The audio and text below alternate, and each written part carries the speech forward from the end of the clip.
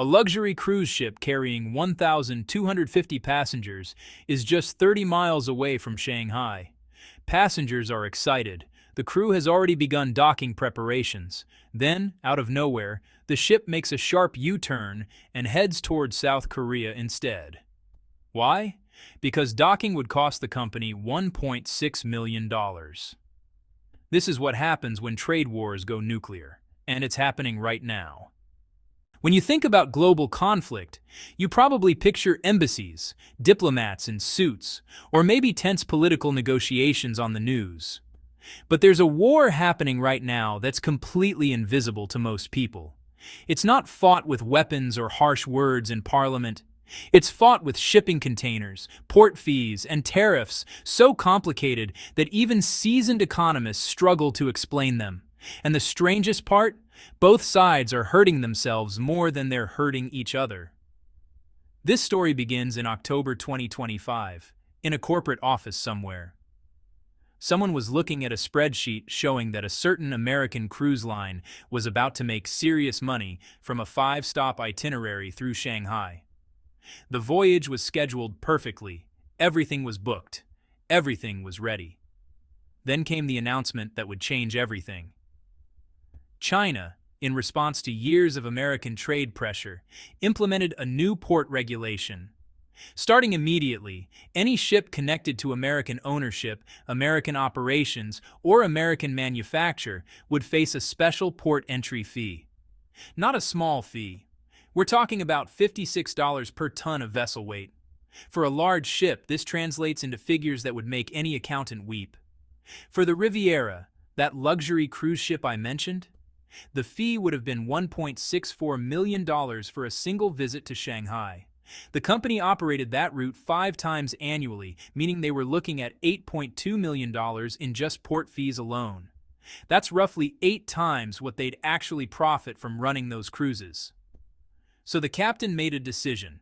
With the ship already visible from Shanghai's harbor, just 48 nautical miles away, he ordered a complete course change. The ship turned around and headed for Busan, South Korea instead. Passengers were confused. Some were angry. But that single decision saved the company millions of dollars. This incident, bizarre as it sounds, is actually the perfect window into understanding one of the most consequential trade disputes of the 2020s. And unlike most geopolitical conflicts that happen in smoky rooms behind closed doors, this one is playing out in real time, affecting everything from your groceries to the shoes on your feet. Let's go back and understand how we got here. The tariff weapon. When Donald Trump returned to office in early 2025, he brought with him a very specific economic philosophy. Tariffs are a lever.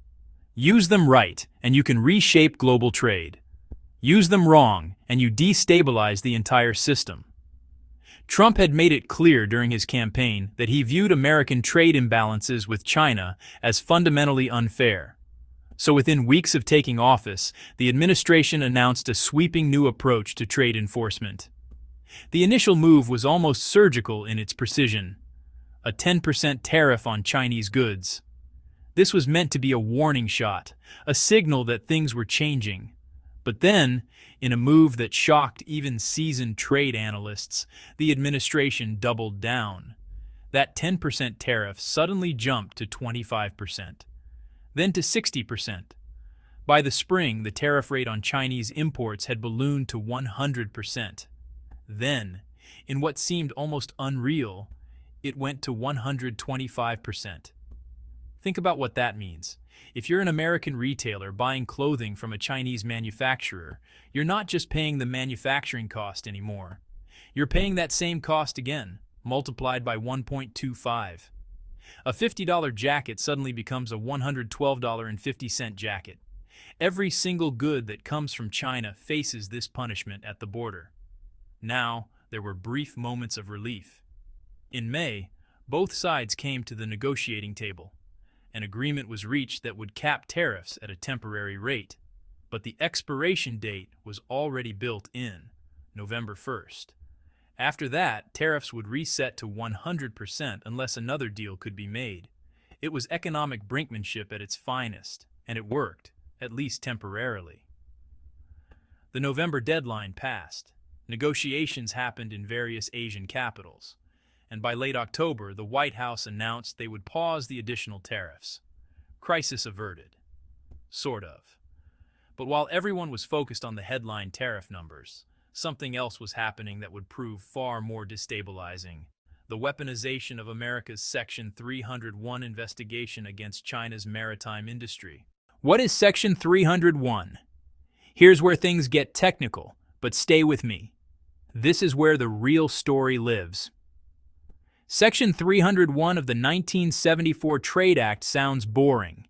It's a clause in a decades-old law that gives the president power to investigate countries he suspects of unfair trade practices.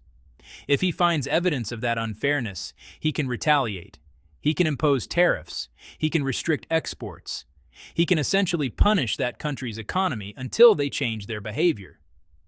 The law was written during a different era. It was meant to address specific grievances, intellectual property theft, forced technology transfers, that sort of thing. But in the hands of an administration that sees tariffs as a weapon, it becomes something far more powerful. It becomes a tool for systematic economic pressure.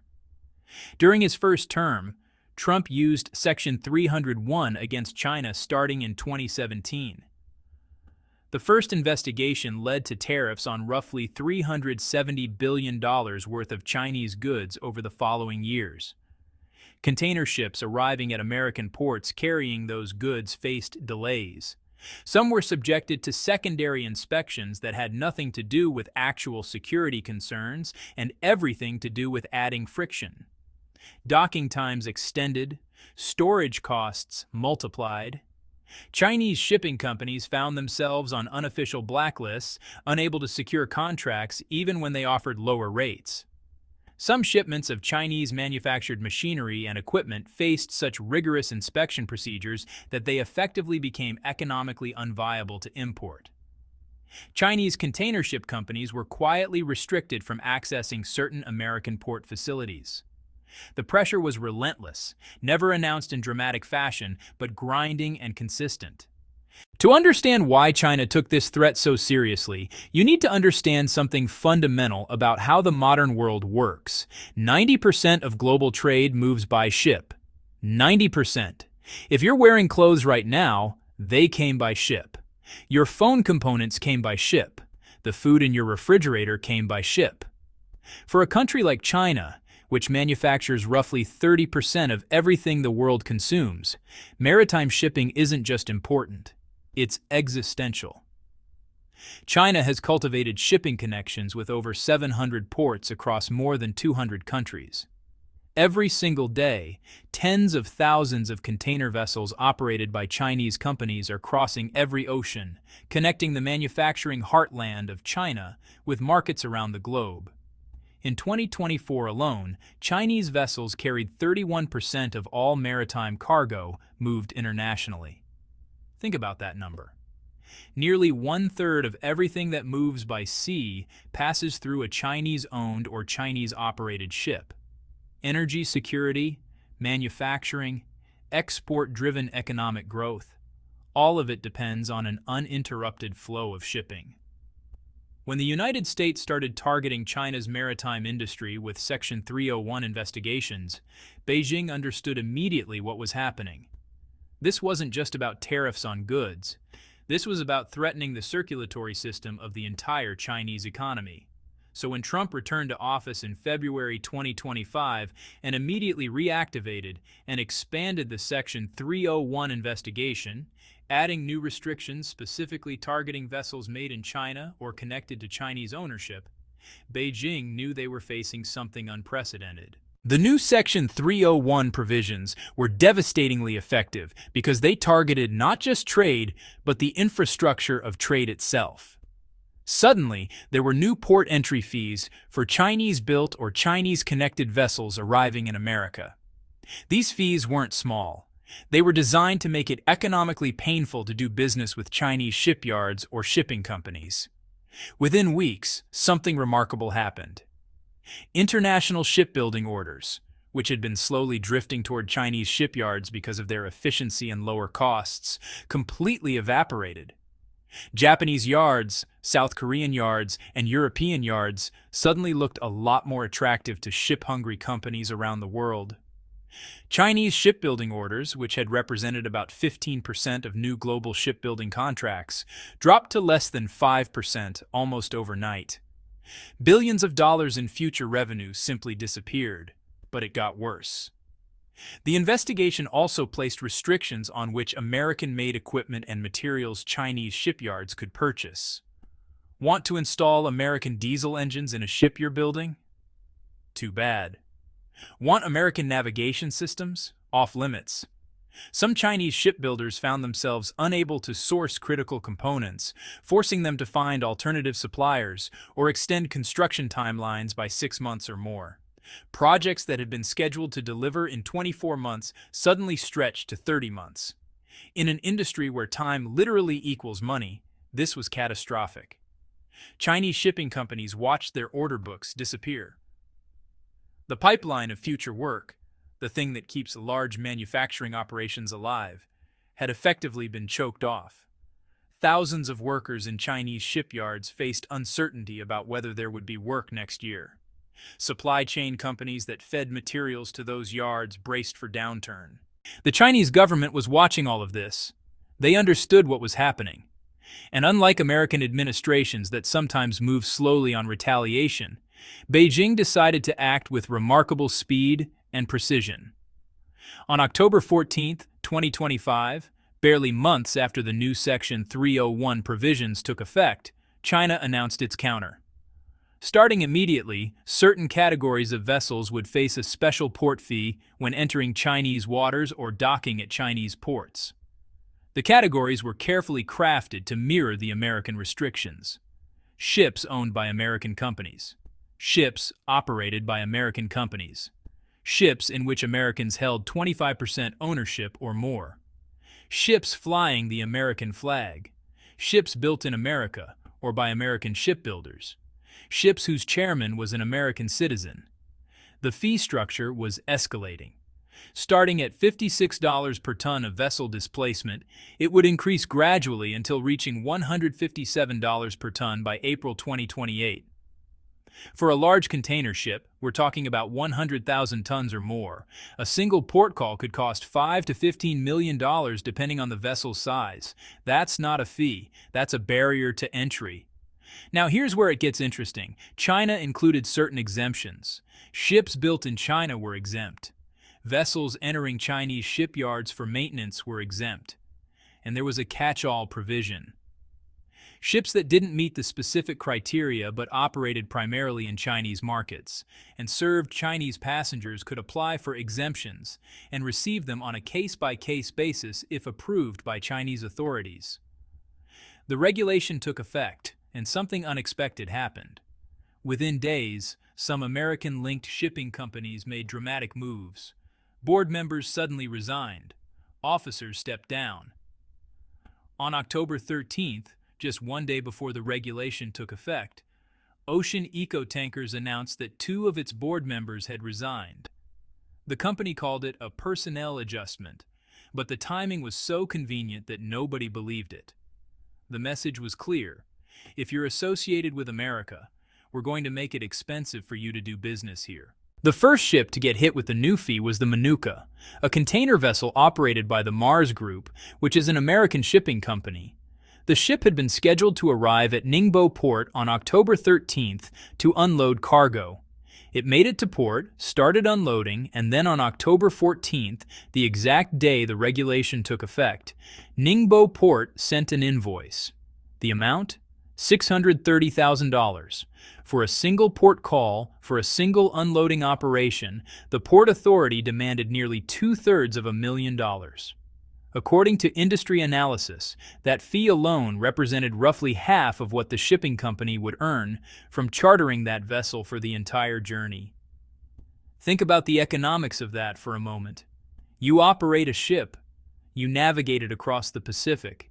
You deliver cargo worth millions of dollars, and then you hand over $630,000 just to unload it. The news spread through the shipping industry like wildfire. Within 48 hours, companies were making dramatic decisions.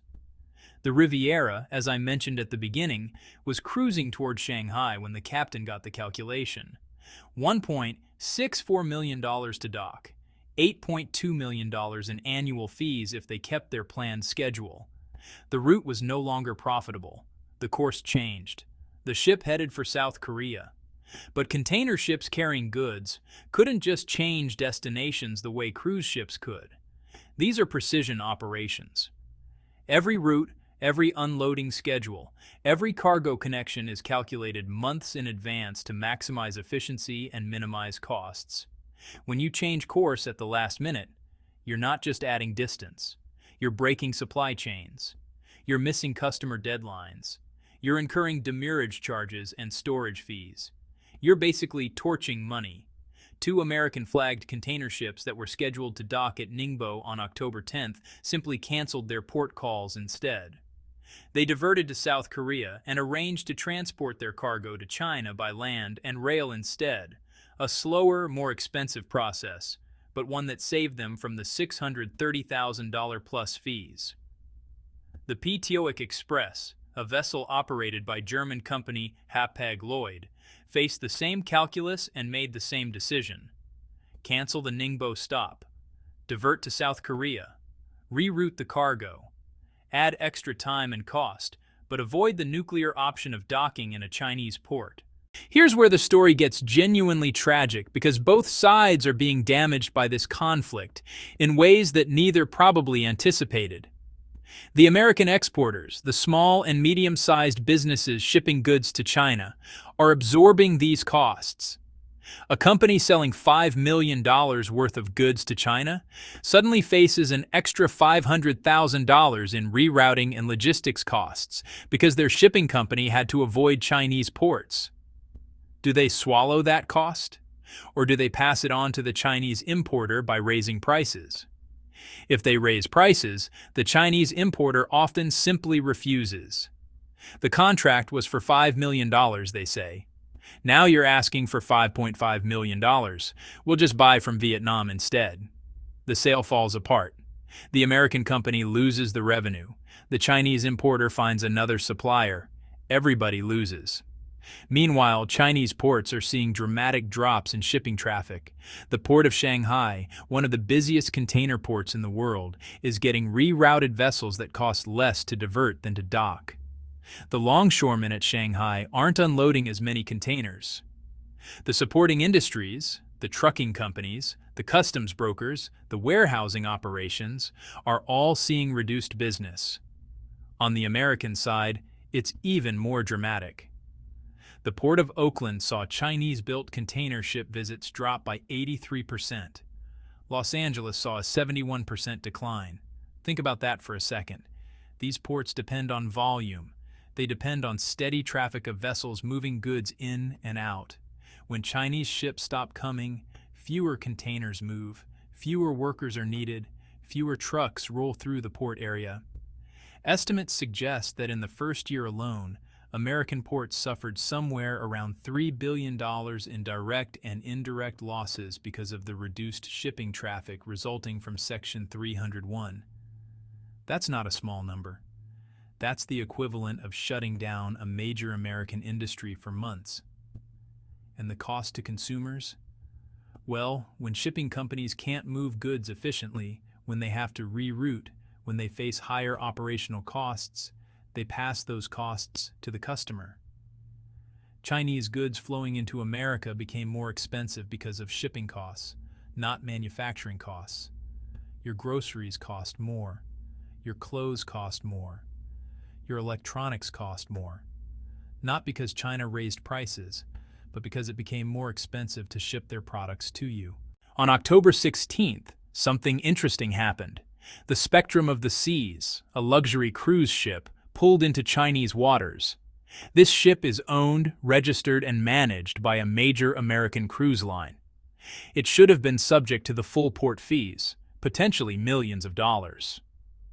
But here's what made it different. The ship itself was registered in the Bahamas, flew a Bahamian flag, and was built in Germany. According to China's regulations, ships could apply for exemptions if they met certain criteria. Specifically, if a vessel was built outside the United States, operated primarily in markets outside America, and served no American government interests, it could potentially be exempt. Chinese authorities reviewed the spectrum of the seas carefully. They noted that 95% of the passengers aboard were Chinese nationals. The voyage was marketed specifically toward Chinese tourists as part of a commercial tourism program. It wasn't moving American goods. It wasn't serving American government contracts. It was a ship registered elsewhere but operating as a Chinese tourist experience. The exemption was granted. The ship docked. No special fees. It was a calculated move that showed China's policy wasn't designed to indiscriminately punish American companies. It was designed to protect Chinese interests while leaving room for cooperation. As we step back from the details of individual ships and port fees, something becomes clear. This trade conflict isn't producing winners. It's producing losers on both sides, and the damage is spreading outward in ways that affect people who have nothing to do with trade policy or international relations. American workers in port cities are facing reduced hours as shipping volume drops. Chinese shipyard workers are facing uncertain futures as order books empty. American exporters are struggling with broken supply chains. Chinese importers are struggling with rising costs. Consumers on both sides are paying more for goods because the most efficient shipping routes have been effectively closed off. The tariffs themselves have had a measurable impact on American inflation. The Federal Reserve has noted that the 2025 tariff increases added meaningfully to price pressures. A jacket that would have cost $50 under normal circumstances cost $112.50 with tariffs included. That $62.50 difference doesn't go to the government, it goes to Americans buying the jacket.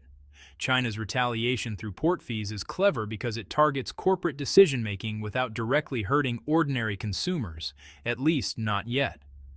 But as more American companies reroute cargo and face higher logistics costs, that pain eventually reaches the retail shelf. It reaches your bank account. So where does this go from here? That's the question nobody can answer with certainty. In theory, both sides could return to the negotiating table. The tariffs could be reduced, the port fees could be eliminated, trade could normalize. But the longer this conflict persists, the more structural damage it does. Companies are already making permanent decisions. They're finding suppliers in Vietnam, in Thailand, in Bangladesh. They're investing in manufacturing facilities outside of China. Those decisions don't get reversed quickly, just because tariffs are lowered. Once supply chains shift, they tend to stay shifted. China is accelerating its efforts to build trade relationships elsewhere. They're strengthening ties with ASEAN nations, with Latin America, with Africa. They're deliberately reducing their dependence on the American market, which makes sense from a strategic perspective. If America is going to restrict access to your shipping and your goods, you build alternative markets. The United States, meanwhile, is trying to use tariff pressure to force China into behavioral changes, to stop what Washington sees as unfair trade practices, intellectual property theft, and forced technology transfers.